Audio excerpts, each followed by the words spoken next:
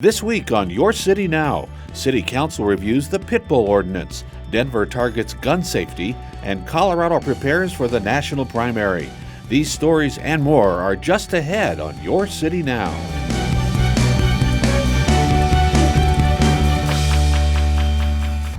A measure to allow ownership of pit bulls in Denver passed its first reading at Monday's City Council meeting, but not until two amendments were voted on.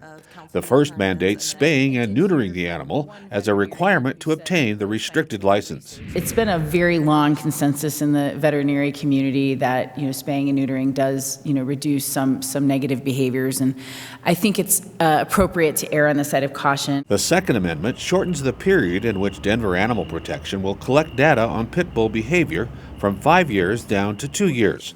Councilman Herndon had previously stated that correct data needs to be collected regarding the breed's behavior to help guide council's decision surrounding the pit bulls moving forward. The bill was passed on to next week's public hearing by a vote of 11-2, with council members Gilmore and Ortega expressing their concern with the measure. I'm concerned that this will further compound the compliance issues we currently already have, and I will be voting no tonight. I think that we should be looking at reporting or information within a 6-month time frame that people get permits so that we have a way to look at data immediately. The bill will have a courtesy public hearing and final vote on Monday, February 10th. Please attend if you'd like to make your voice heard, or tune into Denver 8 at 5:30 p.m. In response to a rise in youth gun violence, Denver will begin distributing more than 1,000 gun locks to firearm owners across the city. As a police department and as a city, we are committed to end youth violence. A huge component of this is young people gaining access to firearms. According to a 2019 report by Denver Public Health, it's estimated that some 700 young people in Denver are involved in gun-related incidents each year.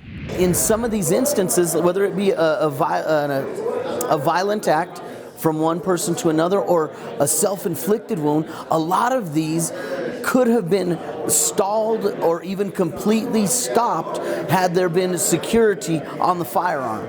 Many factors surround gun violence and require a multifaceted approach when addressing the challenge.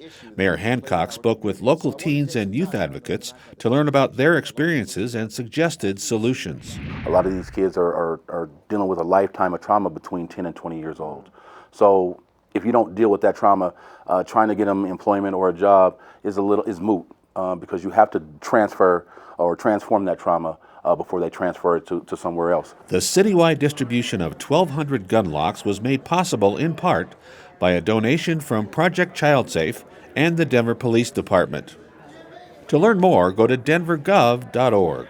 Colorado's presidential primary is coming up March 3rd. Again, with this being the first presidential primary in 20 years, Colorado is going to be a Super Tuesday state. If you're registered to vote, you should see your ballots delivered soon. If you want your ballot to be counted, the county clerk must receive it by 7 p.m. March 3rd. Our entire voting system here generates a verifiable piece of paper for every single voter. The Denver Elections Division is a great resource to stay up to date on all the latest election information. For any of that information, people just need to go to denvervotes.org/voterinfo, or they can also follow us on our social media channels. We're on Facebook and Twitter at Denver Elections, and we're also on Instagram at Denver Votes. Hey Denverites, the census is set to begin March 12th.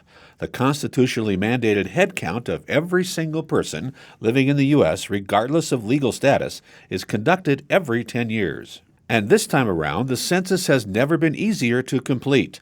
Denver residents will receive a letter with a unique code to access the 10-minute questionnaire online.